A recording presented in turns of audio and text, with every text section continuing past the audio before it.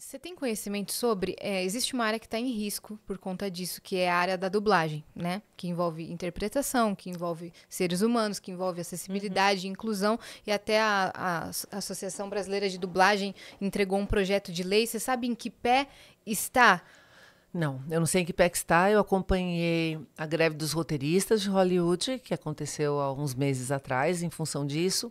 Agora, ó, o que acontece? A gente está realmente vivendo uma transformação gigante no mercado que envolva criatividade, que envolve imagem.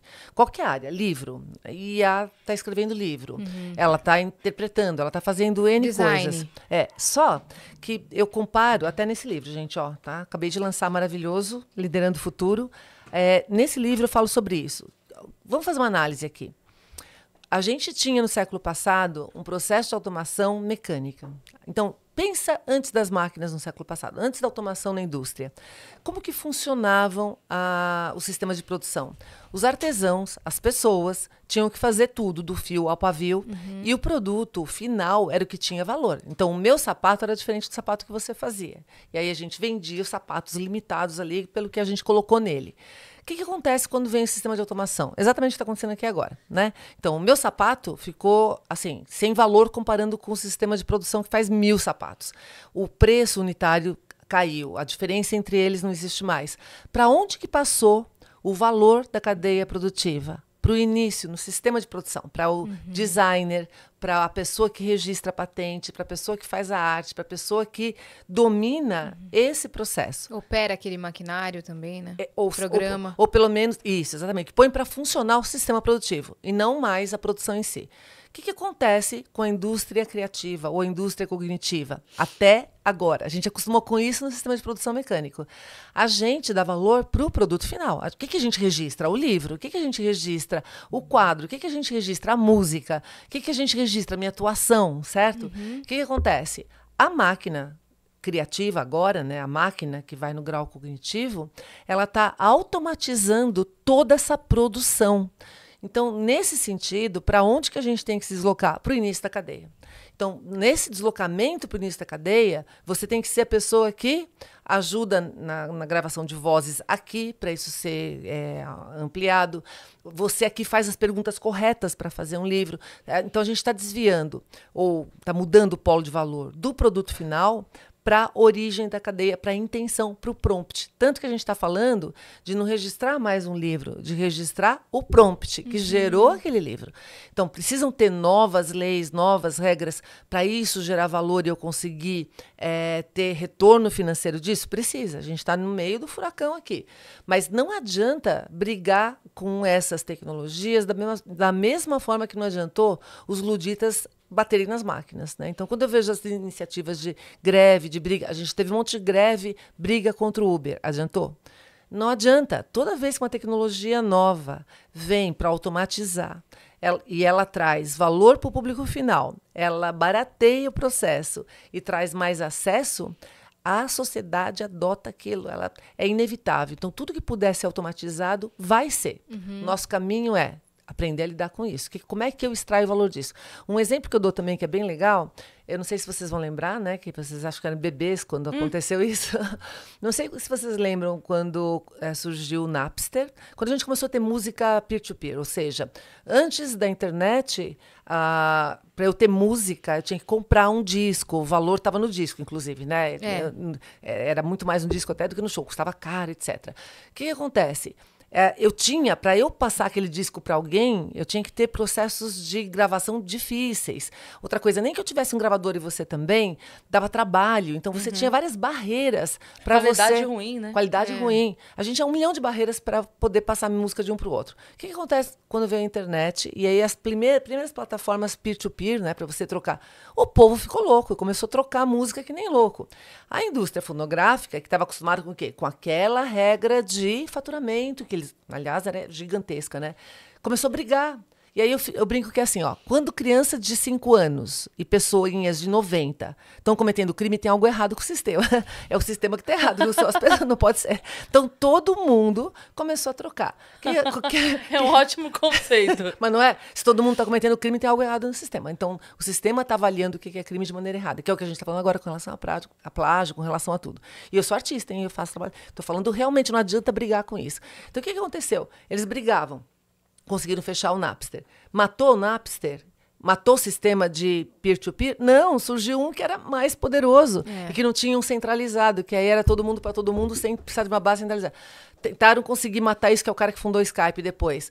Matou, Nossa. resolveu? Não. Ampliou mais ainda. Cada vez que você tentava matar uma dessas iniciativas, surgia uma mais poderosa, uma mais poderosa. Até a hora que a Apple, que não era da área de música, a Apple não tinha nada a ver com isso, entendeu a dinâmica. O que ela fez? iTunes com o iPod e começou a vender uma música por uma música com aquilo que... Qual que era o problema que a gente tinha? Qualidade na música, dificuldade de você montar uma playlist de maneira legal.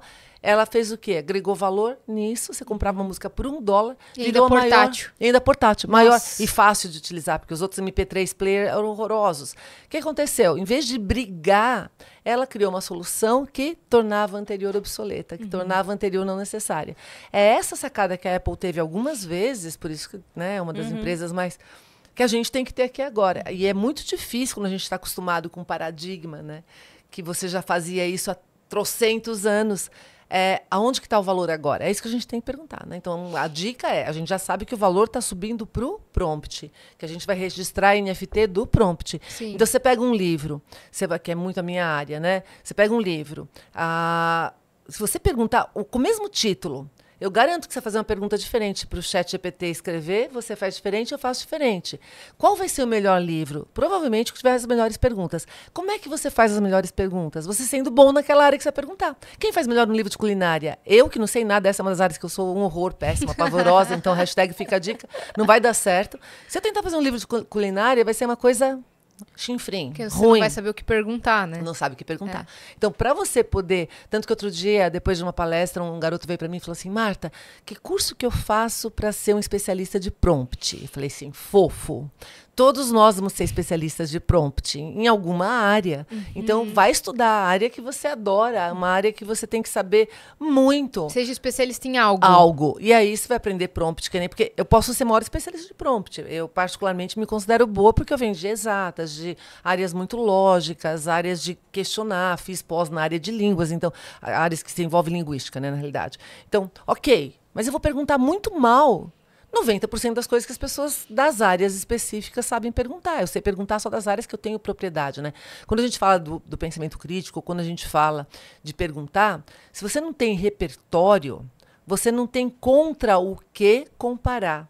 Então, o que acontece se você é raso numa determinada área? Você vai aceitar qualquer coisa, não vai conseguir refinar para que isso aqui dê... Então, você vai receber a resposta de acordo com a pergunta que você tem. Todo mundo tem a resposta que merece, certo? Então é bom você aprender a perguntar. É na pergunta que você coloca intenção, aquilo que você quer trazer de volta, refinar. Então é nesse sentido que eu brinco que tá todo mundo desesperado, achando que a gente vai ficar todo mundo mesmerizado, né, por causa dessas tecnologias.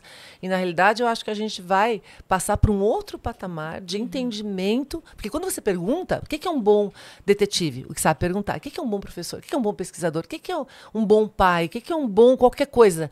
Você pergunta para entender e depois você agir. Então, eu acho que isso vai fazer com que todos nós nos forcemos a perguntar, e a pergunta, mais do que qualquer coisa que a gente já fez na vida, né? A gente aprendeu a responder, etc., ela ilumina, porque ela abre possibilidades, ela faz você realmente processar o que eu quero, né? É uma coisa que a gente fica falando o tempo todo, o que você quer? Por que você está no mundo? Porque a gente tem que fazer isso o tempo todo. Então, eu acho que isso vai forçar todos nós a ir para um patamar. A tecnologia vem, ela leva a gente para um patamar mais elevado, mais sofisticado de atuação, porque senão a gente não consegue utilizar a tecnologia que está melhor do que a gente em algumas coisas. Né? Com certeza haverá mudanças na área de dublagem que a gente estava falando, e aí esses artistas vão ter que se adaptar. Inclusive, acho que a gente vai chamar alguém para falar sobre isso também, do ponto de vista do dublador, mas só para encerrar essa parte, porque eu sei que eles não querem a proibição, eles querem a regulamentação. Por exemplo, a parte de sincronização labial, eles acham super válida, super ok. ok.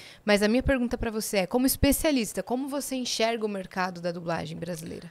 Ou no geral? Então, eu tenho muito pouca informação para falar, mas eu acredito que a dublagem em si, ela tem... Vou dar só um exemplo, tá? Eu precisava fazer uma vinheta outro dia. E antigamente eu precisava contratar alguém, não é dublagem, mas é...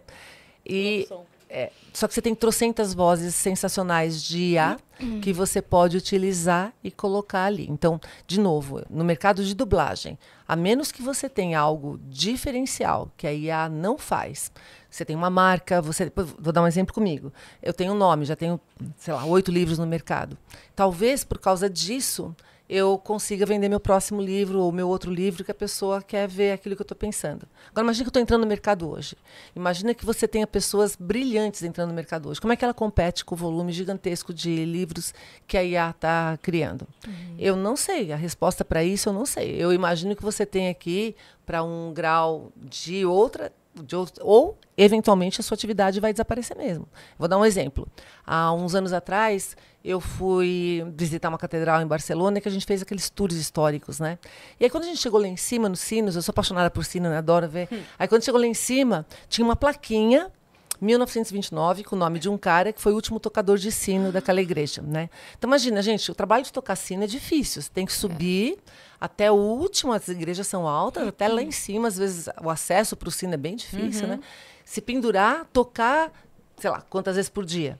E aí, de repente, uma campainha apertada por algum lugar toca aquele sino. Agora, o que acontece? No processo, por isso que eu estou falando que, eventualmente, quando as carroças deixaram de ser meio de transporte, eventualmente chega uma hora que aquela atividade não faz mais sentido.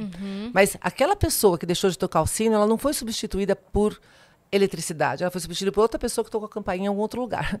Então, tem alguém que está tocando a campainha ali de 10 outros sinos, ou seja, você mudou a profissão. Você continua no mercado de tocar sinos, mas de uma forma diferente. Por isso que, para cada... Eu não sou especialista em todas as profissões.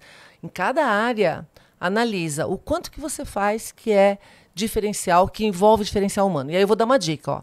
Quanto mais difícil for você explicar o que você faz, quanto mais complexo, quanto mais envolver decisão qualificada, etc., mais difícil é ser substituído por IA, a sua atividade. Quanto mais fácil for você explicar para alguém o que você faz, mais fácil uma IA aprender também. Mais fácil ela fazer aquilo por você. Então, começa agora, por isso que a gente está falando tanto de upskilling, reskilling.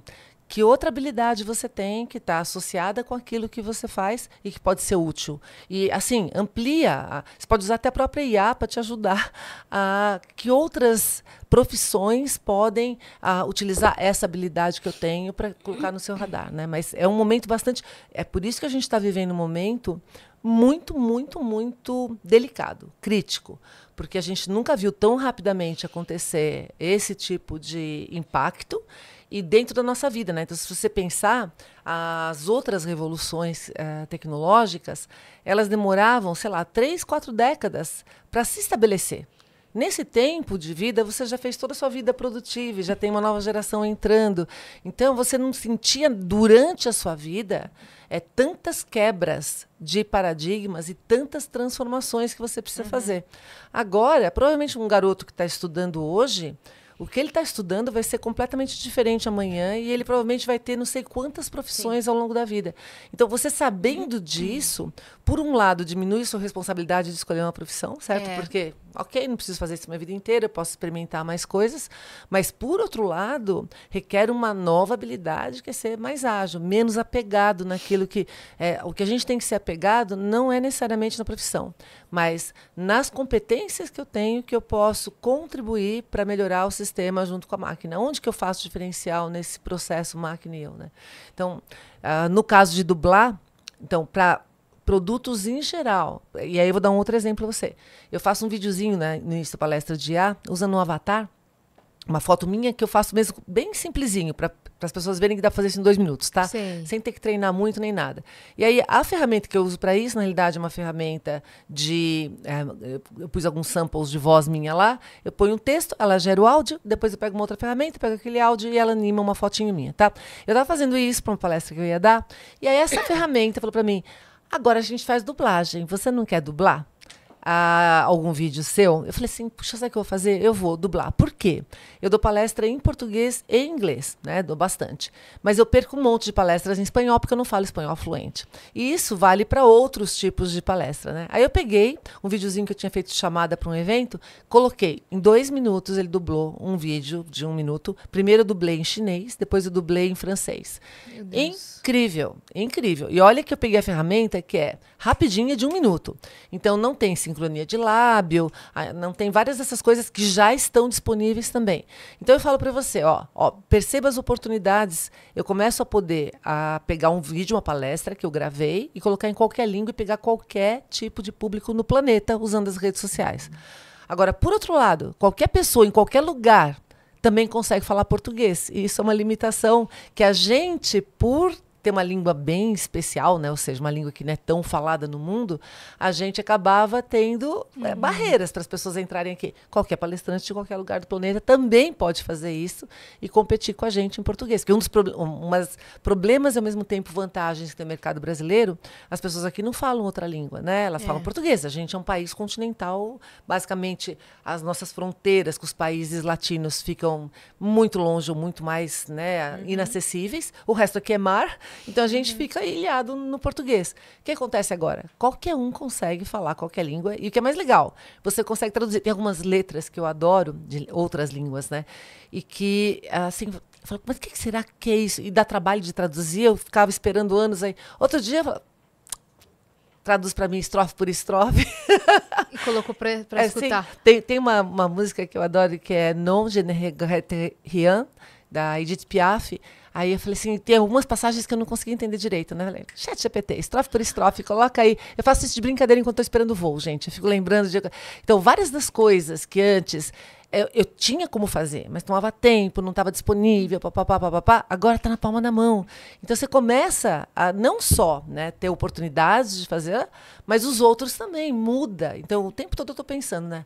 O que está mudando nessa regra? O que a gente está tendo de oportunidades? E o que a gente está tendo de impactos positivos, negativos? Por isso que futurismo, que era uma das áreas do conhecimento ou disciplina sendo desenvolvida desde o século passado, mas ela era, né, muito especializada, específica, agora todo mundo precisa saber. Todo mundo precisa saber traçar cenários, pensar qual o impacto que isso tem na minha vida, quanto que isso pode trazer de oportunidade, o que eu não quero que aconteça.